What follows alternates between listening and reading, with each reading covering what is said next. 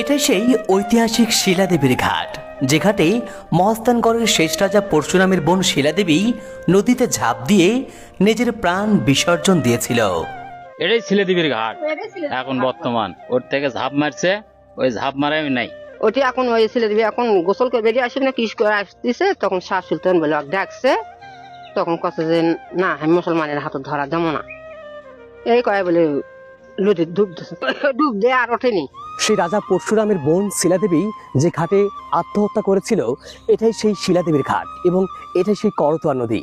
ইতিহাস আর রহস্য ঘেরা শিলাদেবীর এই স্মৃতি বিজড়িত ঘাটটি দেখতে পৃথিবীর বিভিন্ন দেশ থেকে অসংখ্য দর্শনার্থীরা এখানে ছুটে আসেন এবং শিলাদেবীর স্মরণে আজও এখানে প্রতি বছর পৌষ মাসের শেষ দিনে বিশাল এক গ্রাম্য মেলা অনুষ্ঠিত হয়।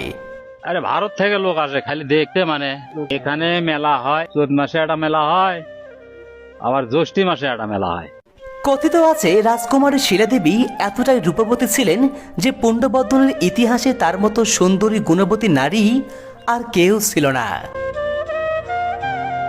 সংসারের মায়া কিংবা কোনো পুরুষের প্রেম তাকে স্পর্শ করার আগেই তিনি মৃত্যুকে বেছে নিয়েছিলেন।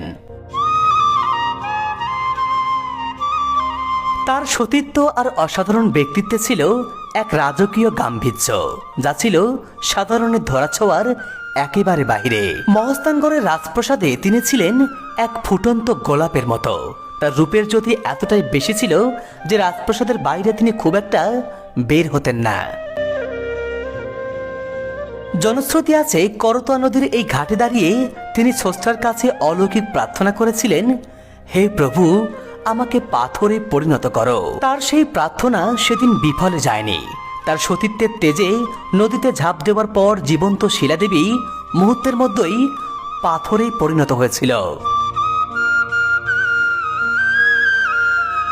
তারপর থেকে এই জায়গাটির নাম হয়ে যায় শিলাদেবীর ঘাট, যা বর্তমানে হিন্দু সম্প্রদায়ের মহা তীর্থস্থানে পরিণত হয়েছে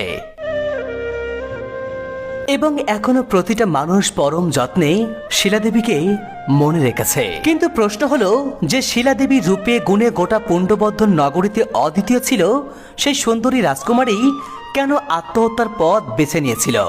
কি ঘটেছিল তার জীবনে? চলুন আজকের এই ভিডিও থেকে 800 বছরের পুরনো সেই শিলাদেবীর জীবনের রহস্যময় ঘটনা জেনে আসি এবং দেখে আসি ঐতিহাসিক শিলাদেবীর ঘাট, যে ঘাটে তিনি মানুষ থেকে পাথরে পরিণত হয়েছিল।